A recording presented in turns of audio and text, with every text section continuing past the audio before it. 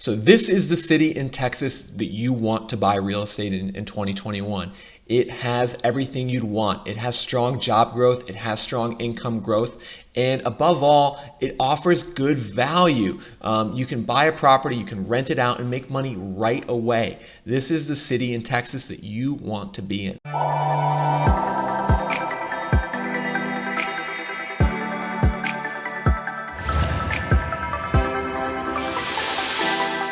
This is Nick. I'm back here with another Reventure Consulting YouTube cast, and I'm really excited about today's episode because we're going to take a deep dive into real estate in Texas. That's right. And by the end of this video, you're going to know what is the best city in Texas to buy real estate in 2021. So whether you're a home buyer or you're an apartment investor, or maybe you're moving to one of these cities, you're going to want to watch this video because you're going to know what the best one is for real estate investment in 2021. And in this video, we are going to focus on the big four in Texas. What do I mean by the big four? That would be Dallas, Houston, San Antonio, and Austin. Those are the four largest cities in Texas. They account for more than 60% of Texas's population on their own. They are where all the action is in terms of population growth, job growth, and most importantly, real estate appreciation. So let's dive into it. On this graph, we're looking at increases in home price across these markets over the last 5 years. Okay, so just to clarify, we're looking at the year-over-year increase in home value over time. So for instance, if we just go to Dallas here, June 2016, you can see the typical value in Dallas was $200,000 in June 2016. It was $181,000 in the previous year, which would have been June 2015. So that was 10% appreciation in that month. And what's evident is that Dallas was really like the leader of all of these Texas markets for most of the last half decade. Basically from late 2015 all the way to early 2019, Dallas was leading the way. It had home value growth of like 9-10% a year. It was doing really, really well. Now, Houston at the same time was the laggard. Houston was the worst of these markets in terms of home value growth. It's kind of trudging along at around 3%.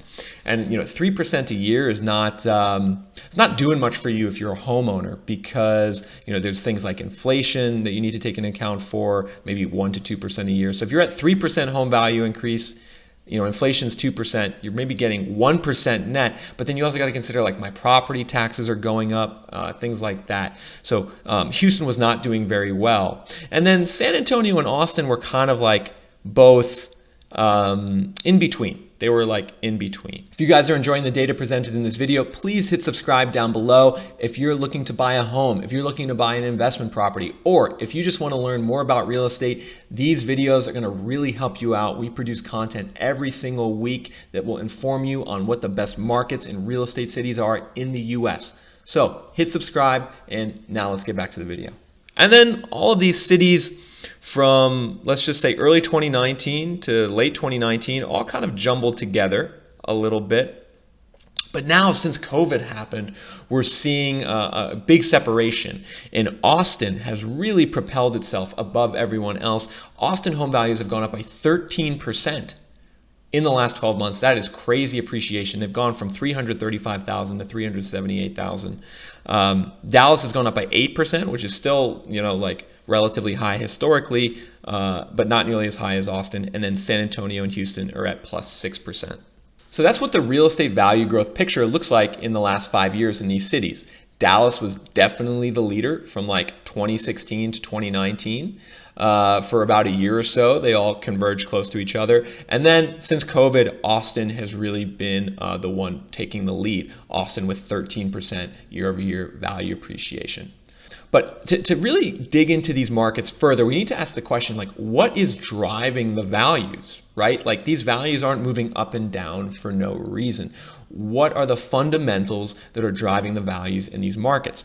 And the first place I like to look when digging into a market's fundamentals is income. That's right. So, the income of the people that live in these cities is ultimately going to dictate what the home prices are and, what like rental rates are. So understanding how income changes will give you a key perspective into understanding how real estate values change.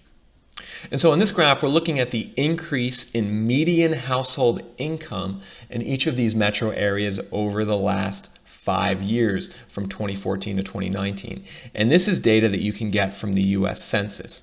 Now, the first thing that pops off the page is that Austin is doing the best. So in 2014, the median income in Austin was $63,000. By 2019, that was up to $81,000.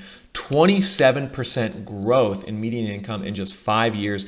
There's very few cities in the US that have managed to accomplish that type of growth. Austin, #1 in Texas in terms of income growth. That's one of the reasons why they set themselves up for the value appreciation they saw this year, is because there's a lot more high income people living and moving into the city.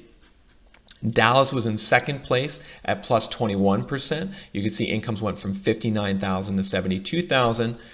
San Antonio in third place at plus 18%, and then Houston in fourth place at plus 15. So Houston was really the laggard in terms of income growth. In fact, income growth in Austin almost doubled that of Houston over the last 5 years from 2014 to 2019. So why is this important? So just think of the logistics of how someone buys a house, for instance. Usually they get a loan, they go to a bank. And say they want to buy a house for $400,000 or $500,000, the bank is going to look at the household's income levels, credit score as well, but particularly their income levels, to see if they make enough money to support paying the mortgage interest. And that's one of the biggest things that dictates the type of loans that people can get to buy their house. So if incomes are going up in a metro, banks will be like, sure, I'll lend you more and more money to buy more expensive homes. So that's why you see typically prices go up in areas where incomes are going up.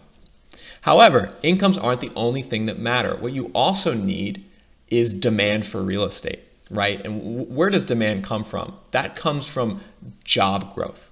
So if you have job growth, if you are adding a lot of jobs to your economy, you are increasing the demand for real estate. Those people with new jobs are going to need places to live, whether they be apartments, whether they be single family homes. They're going to need places to live. So in addition to income growth, we also want to look at job growth. Now on this graph, we're tracking job growth from 2016 to basically the current day. And we're looking at the percentage increase. And this data comes from the Bureau of Labor Statistics, which tracks employment. And what you can see immediately is that Austin, from 2016 through 2017, 2018 was the leader. And prior to COVID, Austin increased jobs by 16%. Dallas was second at plus 12. San Antonio was third at plus 10. Houston was fourth, again at plus 7. Now, of course, COVID. You could see the COVID recession very clearly on this graph. In April of this year, job growth just tanked in all of these markets. But then, luckily, they've had pretty good recoveries for the most part. So Austin today, basically December 2020, is now plus 13% from where it was in 2016. So it hasn't quite, recovered all the jobs it had pre-COVID, but it's coming pretty close. Dallas is a similar story, plus 8% compared to plus 12% prior to COVID. San Antonio plus 5%, Houston at plus 1%. So Houston's really the laggard here. If you look at Houston's jobs in December 2020, they are barely above the levels that they were in early 2016, right? And that's not good for Houston's real estate market because Houston has added certainly a lot of new homes and apartments since then. So to have the same level of jobs now that they did 4 to 5 years ago is not a good thing. So far, Austin probably seems like the no-brainer market, right, for real estate. I mean, it has the highest income growth. It has the highest job growth. What more do you want in a real estate market? Well, we got to remember that real estate is about supply and demand. So far, we've kind of just talked about demand, i.e. income and jobs. But what about supply? That would be the supply of housing. That is just as important when it comes to determining long-run real estate values as demand. So we need to look at not just how many jobs are growing in these markets, we also need to look at how many new homes, how many new apartments are being built each year. Because we do not want to end up buying into a market that's experiencing a housing glut, right? Too many homes being built for how many people that live there. We want to be in a market that has a housing shortage. And we can see that this is where a place like Austin starts to look less appealing. So on this graph, we're looking at new permitting in Austin. The red bar is new permitting for apartments, multifamily. The blue bar is new permitting for single-family homes. And one thing that jumps off the page at you is just in general, since 2015, Austin's permitting has gone up significantly, right? Like they were permitting about 22,000 total units back in 2015. This year they permitted 42,000 total units. So that's the first thing that jumps off the page. Austin is permitting way more new housing than they were 5 years ago. How might that impact how values and rents grow into the future? The other thing to note here is that the composition of the permits. So Austin went from 13,000 multifamily apartment permits in 2019 to 21,000 multifamily apartment permits in 2020. So Austin is about to deliver a ton of new apartments into its city and metro area over the next 2 years. So when you pull a permit, typically it takes 12 to 24 months for that apartment to get built. So we can compare how that looks to a place like Dallas, right? So let's find Dallas on this list. Dallas actually has the exact opposite thing going on. So Dallas went from permitting 27,000 multifamily apartment units in 2019 to only permitting 15,000 in 2020. So Dallas, actually, their permitting of multifamily got cut in half over the last year. Encouraging thing for Dallas is that permitting in general, like just the overall height of these bars, has stayed stable over the last 5 years. It's not really going up. It's staying stable. If we go to Austin again for comparison, right, we can see Austin's just clearly going up. So Dallas permitting is stable, Austin permitting is going up. And this is really important because you would rather buy into a market where permitting is stable, right? Because it's not like Dallas isn't growing. Dallas is growing a lot, adding a lot of jobs each year, adding a lot of population and households. It's just not permitting as many new housing units as Austin is. And the reason for that is because every home builder and developer wants to be in Austin. Like Austin is the hot commodity for big, institutional real estate developers. And so everyone wants to be there. And because everyone wants to be there, they're permitting more units than they should.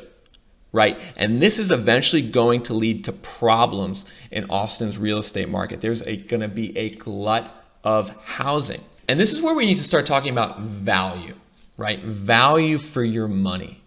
And this is really the third peg of what we want to discuss. We talked about demand, we talked about supply, but now we want to talk about value. And what I mean by value is if I'm spending my hard-earned money on a home or an investment property, I want bang for my buck. Like I don't want to just spend $400,000 or $500,000 on a house that doesn't have fundamental intrinsic value, right? If I were to move or I wanted to rent it out, I want to be able to earn some money on it, right? Like I don't want to just buy a place and if I have to move or I have to rent it, I'm just not going to make any money. That's not a situation I would want to be in as an owner. So I would want to buy in a place where I could buy a house or buy an investment property and say to myself, if I were to ever rent this place, I could actually make some cash flow, make some income on the side. Like that would be a really nice situation to be in. So you need to consider here is actually the relationship of rental rates to home values, right? How do home values and rents compare to each other? Because this is ultimately going to dictate the affordability, right? The value you get for your investment if you want to turn around and rent your property out, or if you want to move away and you want to earn some cash flow. It's the relationship of rents and values. So let's just start with San Antonio here. Average monthly rent, according to Zillow in San Antonio, is $1,350. That translates to $16,000 annually. If you divide that by the typical home value in San Antonio of $220,000, you get a rental yield of 7.4%. So if you purchase a house, the typical house in San Antonio for $220,000, and then you rent it out at the typical rent, you would get 7.4% return on the rental income. And of course, you have to pay some other expenses, property taxes, insurance, and things like that, but you would get 7.4% rental yield, rental return. Houston is actually even better. The annual rent in Houston is $17,850. Typical value is $229,000. So the rental yield is 7.8%. So you're getting more cash flow in Houston than you are in San Antonio. Dallas is a little less than Houston, but it's kind of in the same ballpark, 7.1%. You divide the annual rent of $19,000 by the typical home value of $271. What's Austin doing up here by itself, right? You can see actually that it has like a much higher typical home value than these other markets, despite having rent, which is pretty similar. The net result of that is that rental yields in Austin are extremely low. So the typical rent annually is $18,500, but the typical home value is $378,000. So your rental yield in Austin is a minuscule 4.9%, right? Compare that to 7.1% in Dallas, 7.8% in Houston. Austin, you're getting very little cash flow for your house or your investment property if you turn around and try to rent it.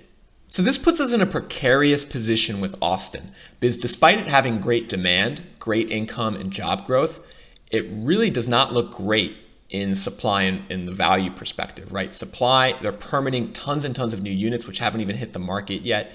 And then in terms of value, my rental yield is extremely low in Austin compared to all the other markets in Texas. So for those two reasons, that's not a market that I would want to buy in right now in 2021. So what is the market that I would want to buy in Texas right now? Well, that is without question Dallas.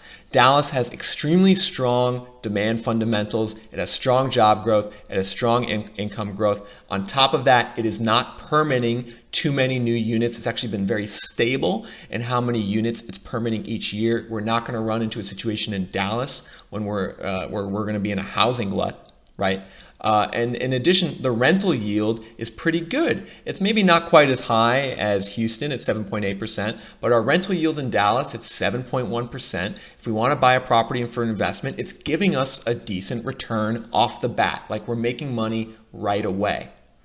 Of course, Dallas, as we explored earlier, it's a really big metro. There's lots of different cities, lots of different areas. So if you do decide to buy in Dallas, like how do you know where to buy?